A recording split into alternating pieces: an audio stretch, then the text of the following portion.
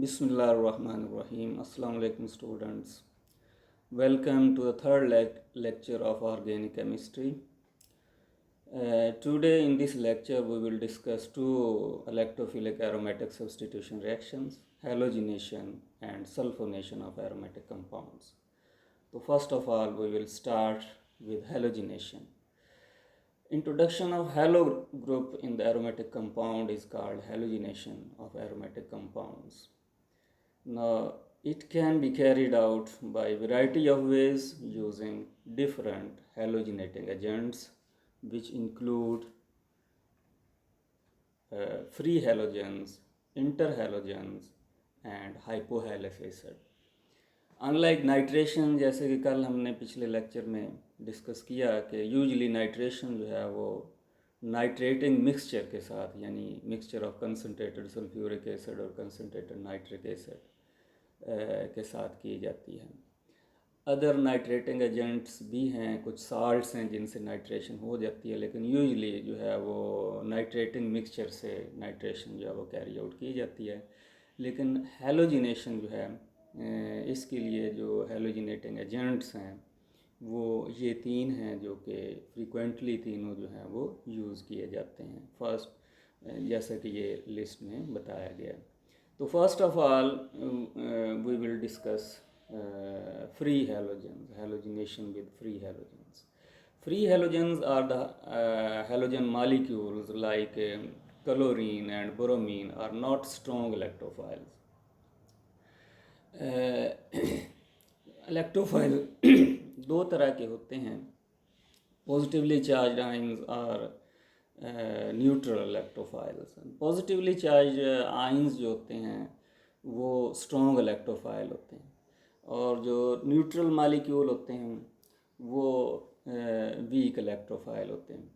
और ये हैलोजन तो ख़ास तौर पर, चूँकि ये नॉन पोलर इन नेचर हैं, डाई एटॉमिक मॉलिक्यूल हैं, होमोटॉमिक मॉलिक्यूल हैं, तो नॉन पोलर भी इन नेचर हैं, तो बीइंग न्यूट्रल इन करैक्टर, तो न्यूट्रल होने की वजह से और नॉन पोलर होने की वजह से ये वेरी वीक न्यूक्लियोफाइल हैं। That is why they do not react with benzene. यानी डायरेक्टली आप हैलोजेंस के साथ बेंजीन की हैलोजिनेशन अगर करेंगे तो that will be very slow. However they react with benzene in the presence of Lewis acids.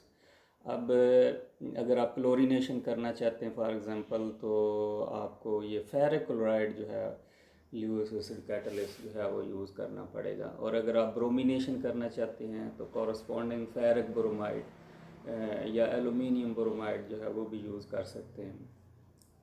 Bromination के लिए आपको ये कैटलिस्ट जो है वो यूज़ करना पड़ेगा। तो what does the catalyst do? Catalyst जो है एक्चुअली इस वीक इलेक्ट्रोफाइल को स्ट्रॉन्ग इलेक्ट्रोफाइल में जो है वो चेंज करता है, इस मॉलिक्यूल को पोलराइज करता है और इसमें इलेक्ट्रोफिलिक एंड जो है वो जनरेट करता है, जिसकी वजह से जो इलेक्ट्रोफिलिक अटैक है वो इंक्रीज़ कर जाता है उसका rate. Now come towards the mechanism. एक मैकेनिज़्म के बारे में सजेशन ये है एक बुक में कि जब हैलोजिनेशन होती है, halogen molecule first of all जो है वो एरोमेटिक रिंग के साथ इस तरह एक अट्रैक्टिव इंटरेक्शन डेवलप करता है और पाई कम्प्लेक्स बनाता है। तो फिर जो ल्यूअस एसिड कैटलिस्ट है ferric bromide, that comes into the play at this stage, और ये तीन फंक्शन जो है वो यहाँ परफॉर्म करता है। एक तो इस मॉलिक्यूल को, हैलोजन मॉलिक्यूल को ये पोलराइज करता है और इलेक्ट्रोफिलिक एंड करता है, यानी इस ब्रोमीन पर पार्शियल पॉजिटिव चार्ज आ जाएगा और इस ब्रोमीन पर पार्शियल नेगेटिव चार्ज आ जाएगा, और ये वाला एंड जो है ये इलेक्ट्रोफिलिक एंड हो जाएगा। और दूसरा, इस इलेक्ट्रोफिलिक एंड और इस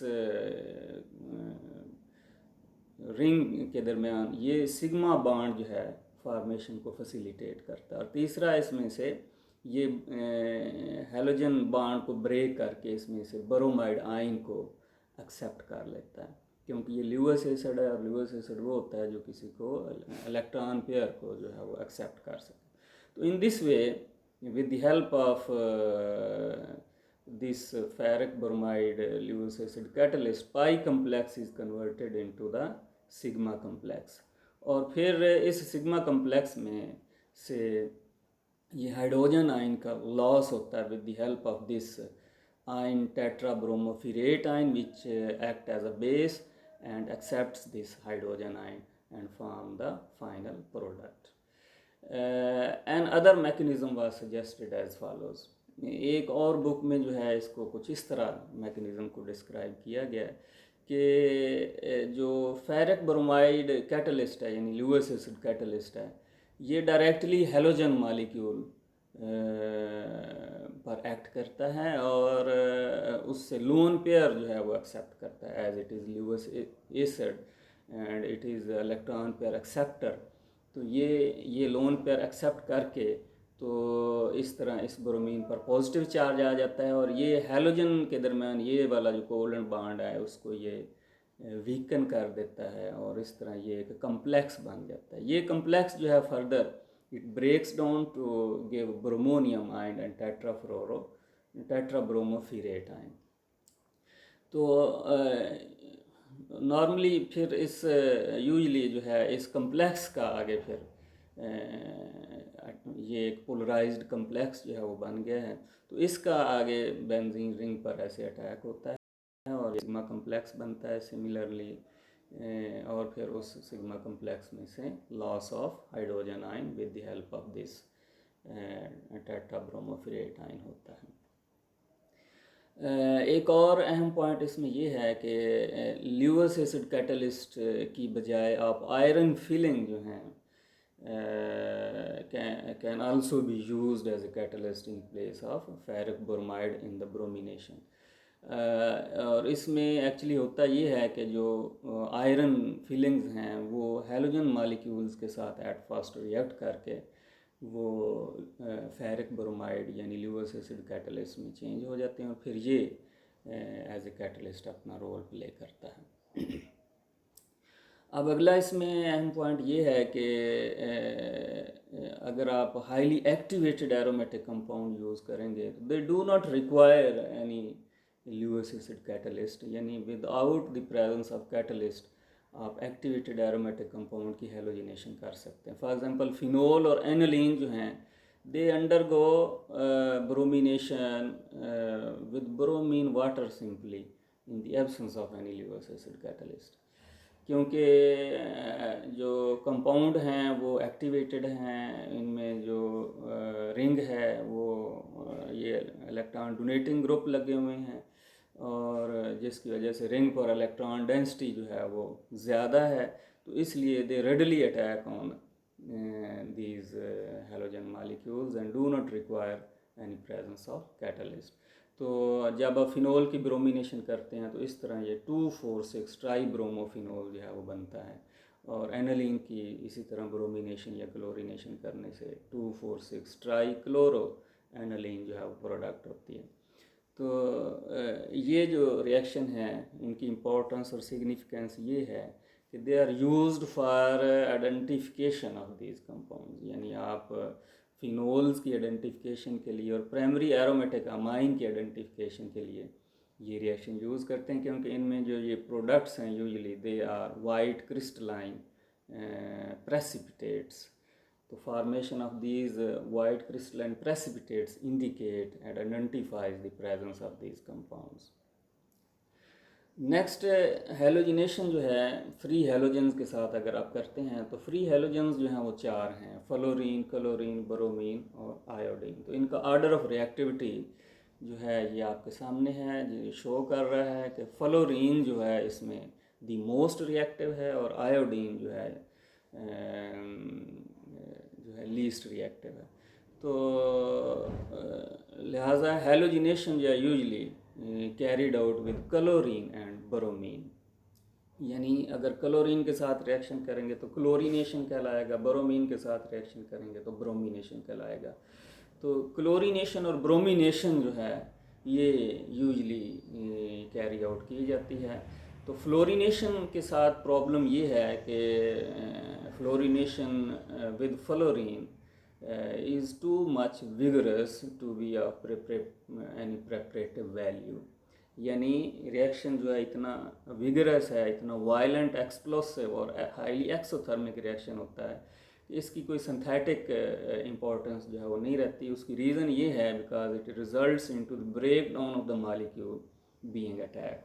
यानी जिस मालिक्यूल पर, एरोमेटिक मालिक्यूल पर अटैक हो रहा है तो वो उसकी ब्रेक डाउन हो जाती है रादर दैन हेलोजिनेशन या फ्लोरिनेशन, और कोई मीनिंगफुल प्रोडक्ट जो है वो हमें हासिल नहीं होती. इवन समटाइम्स एक्सप्लोजन में occur and reaction mixture can get fire. तो इसलिए ये एक डेंजरस रिएक्शन है. तो लिहाजा फ्लोरीन जो है, डायरेक्टली फ्लोरीन के साथ आप फ्लोरिनेशन जो है वो नहीं कर सकते. नेक्स्ट आयोडीनेशन जो है, जैसा कि आप देख रहे हैं कि ऑर्डर ऑफ रिएक्टिविटी में सबसे लीस्ट रिएक्टिव है आयोडीन. तो इस लीस्ट रिएक्टिविटी की वजह से रिएक्शन जो है इसका वेरी स्लो होता है even with assistance of catalyst. अगर आप कैटलिस्ट भी यूज़ करते हैं तो फिर भी रेट ऑफ रिएक्शन जो है वो बहुत स्लो होता है. और इसके अलावा एक और प्रॉब्लम है कि इसका रिएक्शन जो है वो रिवर्सिबल भी है, और ना सिर्फ रिवर्सिबल है बल्कि उसकी जो पोजीशन ऑफ इक्विलिब्रियम है that lie in the favour of reactants. यानी यील्ड्स जो हैं, अगर आप आयोडीन के साथ और कैटलिस्ट की मौजूदगी में करेंगे तो यील्ड जो हैं दे आर वेरी पुअर. तो इसलिए आप आयोडीन मालिक्यूल के साथ डायरेक्टली आयोडीनेशन जो है वो नहीं कर सकते. हाँ, एक सूरत में कर सकते हैं कि अगर आपका कंपाउंड जो है वो हाईली एक्टिवेटेड है लाइक फिनोल, तो फिर आयोडीनेशन जो है वो पॉसिबल है. लेकिन अगर आप बेंजीन की आयोडीनेशन जो है वो करना चाहते हैं तो फिर आपको इस वीक इलेक्ट्रोफाइल को यानी आयोडीन को, इसकी रिएक्टिविटी को बढ़ाना पड़ेगा. तो आप इसको आयोडोनियम आयन में इसको चेंज कर सकते हैं by oxidising iodine with an oxidising agent such as nitric acid और मर्क्यूरिक ऑक्साइड. तो ये आप देख रहे हैं कि ये आयोडीन का मालिक्यूल है, नाइट्रिक एसिड ऑक्सीडाइजिंग एजेंट है, ये इसको ऑक्सीडाइज कर रहा है, इसमें से लॉस ऑफ इलेक्ट्रॉन हो रहा है. Loss of electron is called oxidation, और इन दिस वे ये जो weak electrophile iodine neutral molecule ये आयोडोनियम आयन में चेंज हो जाता है, और फिर इस तरह इसका अटैक जो है वो एरोमेटिक रिंग पर होता है. तो being powerful electrophile comparatively rate of reaction जो है वो इंक्रीज़ कर जाता है. तो जैसे मैंने पहले बताया कि फ्लोरिनेशन आप फ्लोरीन से तो नहीं कर सकते, लेकिन कुछ इनडायरेक्ट मेथड्स जो हैं उनके ज़रिए आप रिंग में फ्लोरीन एटम जो है या फ्लोरो ग्रुप जो है ये इंट्रोड्यूस कर सकते हैं. तो एक मेथड ये है कि आप अगर ये साल्ट प्रिपेयर कर लें, रायल टेट्राफ्लोरोबोरेट्स इन साल्ट्स को कहते हैं. तो अगर आप इन साल्ट्स को अगर आप हीट करेंगे तो व्हेन दे आर हीटेड, इसमें से ये वाला जो ग्रुप है diazo group, diazocation group, it is a good leaving group and it leaves in the form of nitrogen molecules on heating. और यहाँ पर इस कार्बन पर पॉजिटिव चार्ज आएगा, फिर इस में से फ्लोराइड आयन का यहाँ अटैक होगा और इस तरह फ्लोरो ग्रुप जो है वो इंट्रोड्यूस इस तरह आप इनडायरेक्टली कर सकते हैं. और ये साल्ट जो है they can be prepared starting from primary aromatic amines. तो ये लाइक एनालीन, तो इसका अगर आप सोडियम नाइट्राइट के साथ जो है वो रिएक्शन करवाएं इन the presence of this fluoroboric acid, तो ये साल्ट जो है वो इस तरह बन जाते हैं. यूजुअली ये डाईएजोटाइजेशन के लिए सोडियम नाइट्राइट के साथ HCl यूज़ किया जाता है, लेकिन इस रिएक्शन में आप HCl की बजाय ये एसिड जो है BF4 जिसे फ्लोरोबोरिक एसिड कहते हैं, तो ये यूज़ कर सकते हैं. और इस तरह ये साल्ट बनाकर इसको हीट करके आप फ्लोरो ग्रुप जो है इनडायरेक्टली इंट्रोड्यूस कर सकते हैं. नेक्स्ट जो है इस रिएक्शन का आइसोटोपिक इफ़ेक्ट है. तो ये स्टडी किया गया है कि इसमें isotopic effect has not been observed for chlorination and very rarely for bromination just like nitration.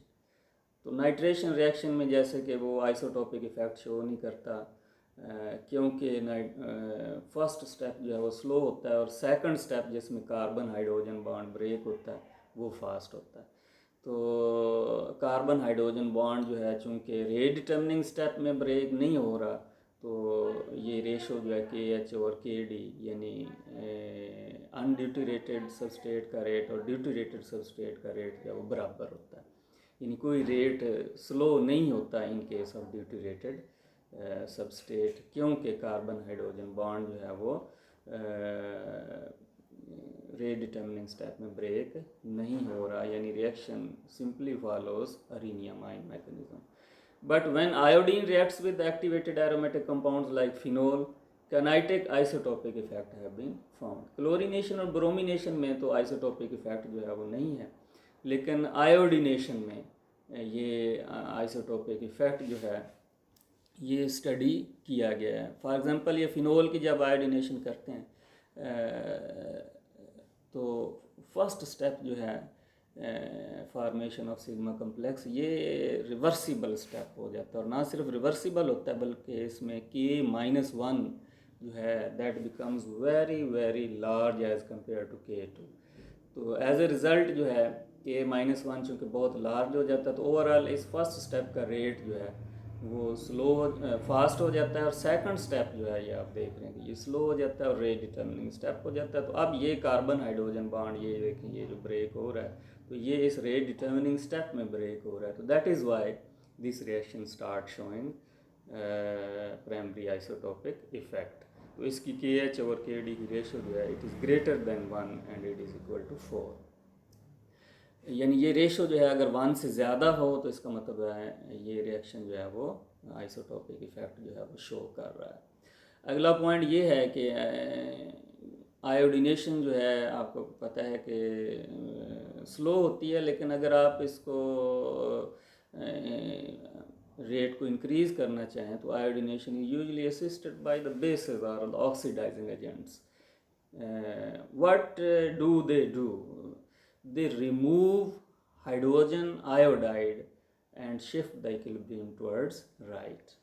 तो इसमें आप देख सकते हैं कि ये प्रोडक्ट जो है फाइनल हाइड्रोफिनोल के साथ ये HI यानी हाइड्रो आयोडिक एसिड भी साथ बन रहा है। तो ऑक्सीडाइजिंग एजेंट या बेसिस क्या होती हैं? बेसिस इस एसिड, ये एसिड है और बेसिस इस एसिड के साथ रिएक्ट करके इसको साल्ट में चेंज कर देती हैं। ऑक्सीडाइजिंग एजेंट इसको ऑक्सीडाइज करके आयोडीन में चेंज कर देती है, और आयोडीन इस रिएक्शन का क्या है? रिएक्टेंट है। तो इन this way rate of reaction जो आयोडीन जो है जब बनेगा तो दोबारा वो फिनोल पर अटैक करेगा, तो इस तरह रेट ऑफ रिएक्शन जो वो इंक्रीज़ कर जाएगा। और ना सिर्फ ये HI को ऑक्सीडाइजिंग एजेंट आयोडीन में चेंज करते हैं, बल्कि आयोडीन को आगे आयोडोनियम आयन में भी चेंज कर देते हैं, और इस तरह रेट ऑफ अटैक इंक्रीज़ कर जाता है। तो अब हम दूसरे हेलोजिनेटिंग एजेंट की तरफ आते हैं। फ्री हेलोजेंस के साथ डिस्कशन जो है वो कंप्लीट हो गया। तो halogenation can also be carried out by using inter halogens. Inter halogens क्या आते हैं? Like these are the compounds having covalent bond between two different halogen atoms। like ये एक इंटर हेलोजन है जिसमें बोरोमीन और क्लोरीन के दरमियान बॉन्ड है, और ये इसमें आयोडीन और क्लोरीन के दरमियान बॉन्ड है। तो इसमें जो लेस मसलन इस कंपाउंड में ये बोरोमीन जो है ये लेस इलेक्ट्रोनेगेटिव है एज कम्पेयर टू क्लोरीन, तो it will constitute electrophilic end. और इसमें ये आयोडीन जो है that will bear partial positive charge and act as electrophile. तो आप अगर आप ये वाला कंपाउंड यूज़ करेंगे तो इससे आप इलेक्ट्रोफिलिक एंड चूँकि ये वाला होगा तो ब्रोमिनेशन इससे होगी, और अगर आप ये वाला इंटर हेलोजन यूज़ करेंगे इसमें पार्शियल पॉजिटिव चार्ज आयोडीन पर है तो आयोडीनेशन इस तरह आप इस कैरी आउट कर सकते हैं। नेक्स्ट थर्ड जो हेलोजिनेटिंग एजेंट है वो हाइपोहेलस एसिड्स। तो इनके साथ भी जो है वो हेलोजिनेशन हो सकती है। Hypohalous acid like hypochlorous acid, ये हाइपोब्रोमस एसिड है। फॉर एग्जांपल ये हाइपोक्लोरस एसिड के साथ ये कैसे होती है? तो ये इसमें चूँकि ये oxygen is more electronegative than chlorine, तो chlorine bears partial positive charge and will act as electrophile, तो it will undergoes attack by the ring, और इस तरह इससे क्लोरीनेशन होगी। और इसमें ये जो लीव करेगा ग्रुप वो हाइड्रोक्साइड आयन ग्रुप होगा, जो सेकंड स्टेप में बेस के तौर पर एक्ट करेगा और हाइड्रोजन आयन को रिमूव करेगा। तो चूंकि इसमें लीविंग ग्रुप जो है वो अभी आप देख रहे हैं कि ये हाइड्रोक्साइड आयन है rather than halide ion, as in the case of halogenation with free halogen। Free halogen में लीविंग ग्रुप हेलाइड आयन होता है, इसमें लीविंग ग्रुप जो है वो हाइड्रोक्साइड आयन है। तो ये एक पुअर लीविंग ग्रुप है, तो that is why rate of reaction जो है with hypohalous acid is relatively slower as compare to the free halogens. लेकिन इस रेट को आप स्पीड अप जो है वो कर सकते हैं इन the presence of halide ion. अगर आप कोई हेलाइड आयन इसमें ऐड कर दें तो फिर होता ये है कि इसमें ये हाइपोहेलेस एसिड का नेगेटिव आयन है और ये हेलाइड आयन है जो कि आप HCl ऐड करके इसमें पैदा करते हैं। तो ये हेलाइड आयन इस हेलोजन के साथ रिएक्ट करके हेलोजन में चेंज हो जाएगा और बाकी ये दो हाइड्रोजन आयन और ये ऑक्सीजन वाटर में। तो ये एक क्लोरीन वाटर में, दूसरे लफ्ज़ों में आपने इसे चेंज कर लिया। तो अब ये क्लोरीन जो है that is relatively more reactive as compared to the hypohalous acid molecule। तो इन दिस वे रेट जो है वो इंक्रीज़ हो जाता है। और इसके अलावा अगर आप स्ट्रॉन्ग एसिड यूज़ करते हैं जैसे ये, तो उसमें क्या होगा कि ये स्ट्रॉन्ग एसिड यहाँ पर इस हाइड्रोक्सल ग्रुप पर लोन पेयर जो है वो मौजूद है, तो इसकी प्रोटोनेशन कर देगा और इन दिस वे ये एक पोलराइज्ड कम्प्लेक्स में हाइपोहेलेस मॉलिक्यूल को चेंज कर देगा और it will act as an electrophile. Evidences are there कि ये फर्दर जो है वो आगे इसकी ब्रेक डाउन नहीं होती इस कम्प्लेक्स की, और इस कम्प्लेक्स का फिर डायरेक्ट अटैक जो है वो रिंग पर होता है और इस तरह आप इससे इस पोलराइज्ड कम्प्लेक्स से हैलोजिनेशन जो है वो कर सकते हैं। और रेट जो है इसका रिलेटिवली काफ़ी ज़्यादा हो जाता है। और इससे फॉर एग्ज़ाम्पल इससे भी जो है वो क्लोरीनेशन होगी, और आप पहले क्लोरीन और फेरिक क्लोराइड से भी क्लोरीनेशन पढ़ चुके हैं। तो ये वाला जो पोलराइज्ड कम्प्लेक्स है इससे इवन क्लोरीन और फेरिक क्लोराइड कम्बिनेशन से भी ज़्यादा इफ़ेक्टिव और रैपिड क्लोरीनेशन जो है वो होगी। So this was all about halogenation. Next we will discuss the sulfonation. Introduction of the sulfonic acid group on the aromatic ring is called sulfonation. Or sulfonation can be brought about with fuming sulfuric acid. Fuming sulfuric acid क्या होता है? ख़ास तौर पर अगर आप benzene की sulphonation करना चाहते हैं तो normally it is carried out with fuming sulphuric acid. और फ्यूमिंग सल्फ्यूरिक एसिड जो है ये सल्फ्यूरिक सल्फर ट्राईऑक्साइड का सॉल्यूशन होता है कंसनट्रेटेड सल्फ्यूरिक एसिड में 10 to 30% जो है वो सैचुरेटेड विद सल्फर ट्राईऑक्साइड। तो इसको हम ओलियम भी कहते हैं।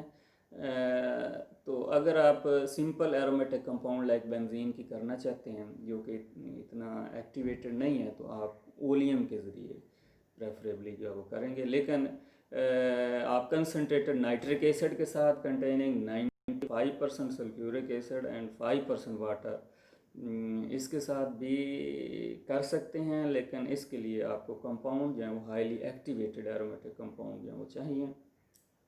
तो ये पहली एग्जांपल में ओलियम के साथ सल्फोनेशन हो रही है और दूसरी एग्जांपल में कंसनट्रेटेड सल्फ्यूरिक एसिड के साथ। अगर बेंजीन की करेंगे तो स्लो होगी, लेकिन अगर कोई एक्टिवेटेड कंपाउंड की करेंगे तो फिर ये फास्ट होगी। इसके अलावा जो है सल्फर ट्राईऑक्साइड जो है in any inert solvent like pyridine, pyridine में अगर सल्फर ट्राईऑक्साइड का कम्प्लेक्स बनाएं तो पिरिडीन जो inert solvent molecule that will act as carrier of sulphur trioxide, और इस तरह इससे भी सल्फोनेशन हो जाएगी। यानी एक्चुअली जो सल्फोनेटिंग एजेंट है वो सल्फर ट्राईऑक्साइड है in all the 3 cases. Oleum में और ये जो इनर्ट सॉल्वेंट में तो सल्फर ट्राईऑक्साइड जो है मालिकुलर फॉर्म में जो है मौजूद है, जबकि कंसनट्रेटेड सल्फ्यूरिक एसिड में कैसे होती है सल्फोनेशन, इसको समझने की ज़रूरत है। तो आइए देखते हैं कि कैसे दो मैकेनिज़्म में इसकी डिटेल देखते हैं कि कैसे सल्फ्यूरिक एसिड से सल्फोनेशन होती है। तो दो सल्फ्यूरिक एसिड के मालिक्यूल इस तरह आपस में एक्ट करते हैं। ये सल्फ्यूरिक एसिड मालिक्यूल, इसका एक्शन इस सल्फ्यूरिक एसिड मालिक्यूल पर होता है और इसकी ये प्रोटोनेशन कर देता है eight here one of these two hydroxyl groups. तो आफ्टर गेटिंग प्रोटोनेटेड, ये प्रोटोनेटेड सल्फ्यूरिक एसिड बन जाता है और इसमें से फिर बीइंग गुड लीविंग ग्रुप ये वाटर इसमें से लीव कर जाता है और इस तरह इसमें से ये हाइड्रोनियम आयन और सल्फर ट्राइऑक्साइड जो बनता है। तो ओवरऑल रिएक्शन जो है वो ये है कि दो मालिक्यूल सल्फ्यूरिक एसिड के रिएक्ट करके तो ये दो आयनिक स्पीशी और एक ये सल्फर ट्राइऑक्साइड का मालिक्यूल जनरेट कर रहे हैं। अब सल्फर ट्राइऑक्साइड का मालिक्यूल है तो न्यूट्रल मालिक्यूल, लेकिन ये एक powerful, usually neutral molecule weak electrophile होते हैं, लेकिन ये एक पावरफुल इलेक्ट्रोफाइल है because it is highly polarised and resonance stabilised molecule. जैसा कि आप इसके ये 4 रेजोनेंस कंट्रीब्यूटिंग स्ट्रक्चर्स जो हैं वो आप देख सकते हैं, which shows that sulphur bears partial positive charge and it is highly positively polarized sulfur atom in this molecule.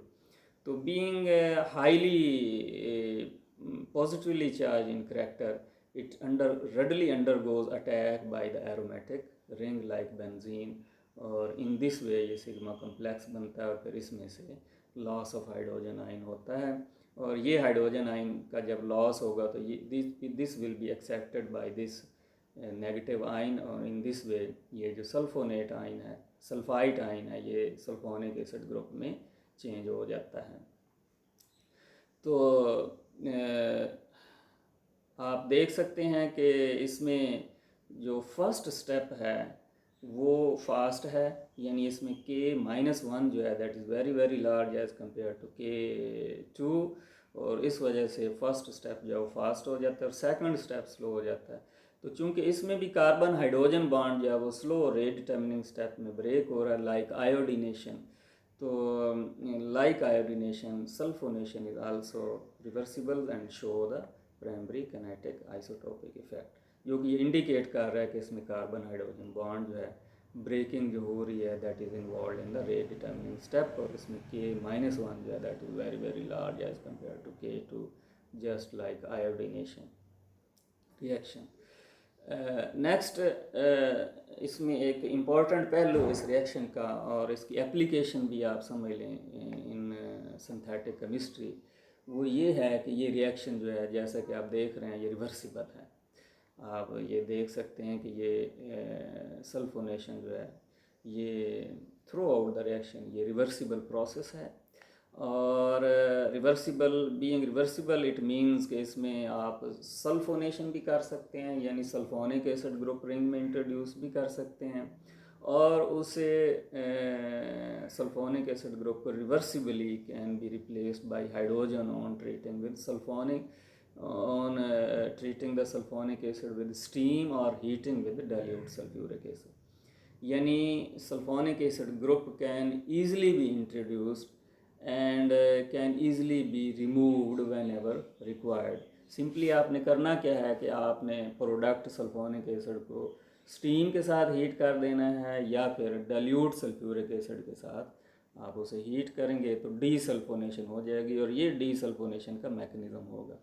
ये सल्फोनिक एसिड प्रोडक्ट है और इस पर हाइड्रोजन आयन का जो है वो अटैक होगा और इसमें से ये सल्फर ट्राइऑक्साइड और हाइड्रोजन आयन का इस तरह इस ब्रेकडाउन से रिमूवल हो जाएगा और in this way this sulphonic acid group is replaced reversibly bye hydrogen.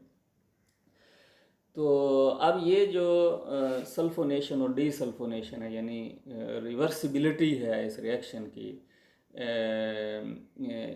इसको हम यूज़फुली एम्प्लॉय कर सकते हैं in synthesis of organic compound.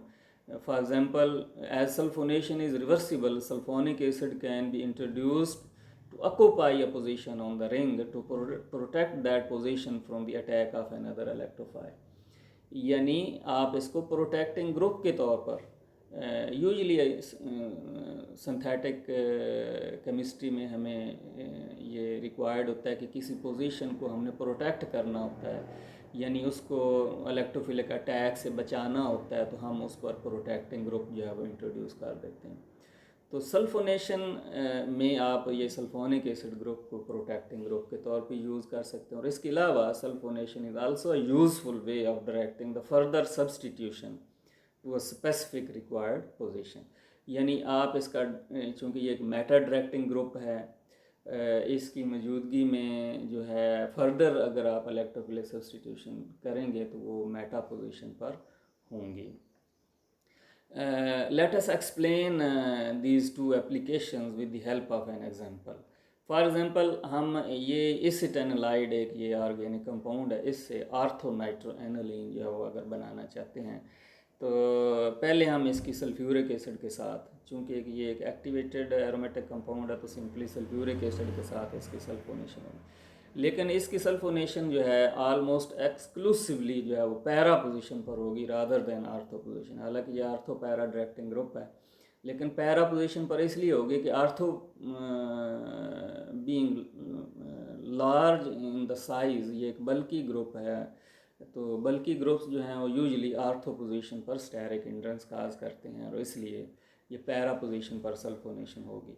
और बाद में आप इसकी नाइट्रो ग्रुप इंट्रोड्यूस करने के लिए इसकी नाइट्रेशन जब करेंगे तो वो नाइट्रेशन जो है वो इस आर्थो पोजीशन पर अब होगी।